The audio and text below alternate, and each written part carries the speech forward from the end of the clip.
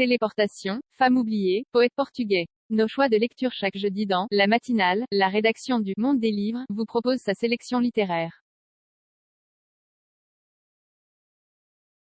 Le Monde. La liste de La Matinale cette semaine, des livres véritablement en tout genre, 8 siècles de poésie portugaise réunis en un volume, le fort intérieur de la reine du suspense Patricia Highsmith, dont sont publiés les journaux et carnets alors qu'on célèbre le centenaire de sa naissance, le récit des premiers pas d'acteur de Vincent Lacoste dans la bande dessinée de Riyad Sattouf, le roman de l'esclavage de l'écrivain afro-américain Ta-Nehisi Coates, empreint de fantastique, le roman intime de Christine Détré, à la recherche d'une femme oubliée, sa mère, morte très tôt.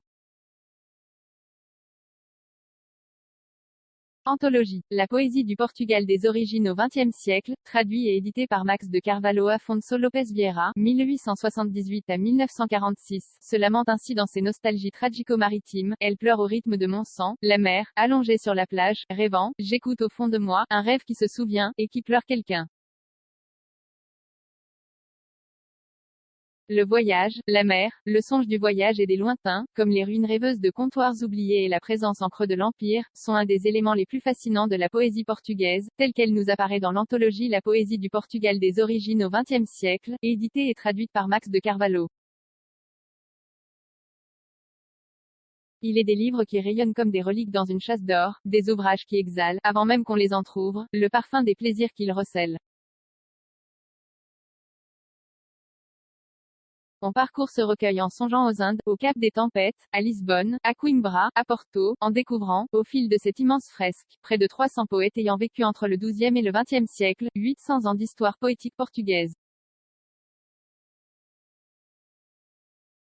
Une épopée de héros et de monstres, tel Ulysse, fondateur de Lisbonne, ou le géant Adamastor, gardien du Cap des Tempêtes.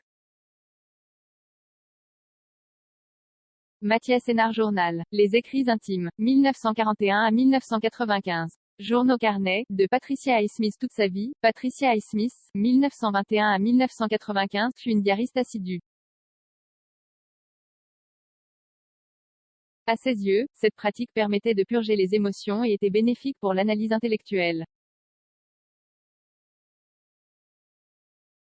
Après sa disparition, 56 volumes de manuscrits, journaux et carnets furent découverts au fond d'une armoire à linge, dans la maison forteresse qu'elle avait fait bâtir en Suisse.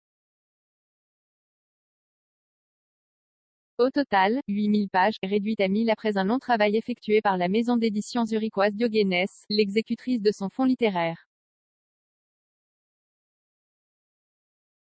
Il faut saluer le choix éditorial d'avoir entrelacé les dates et entrées des journaux intimes, qui chroniquent au jour le jour ses amours, ses voyages en Europe et en Amérique du Sud, ses idées sur la religion ou le mariage, avec celles des carnets dévolus aux réflexions littéraires. Se dessine au fil de ces pages une existence perpétuellement tiraillée entre mondanité et solitude, sexualité et création. Les phases d'exaltation succèdent aux périodes d'épuisement, d'angoisse et de dépression. Toute la vie, note-t-elle, est la quête d'un régime équilibré qui n'existe pas. Macha série 59,41%.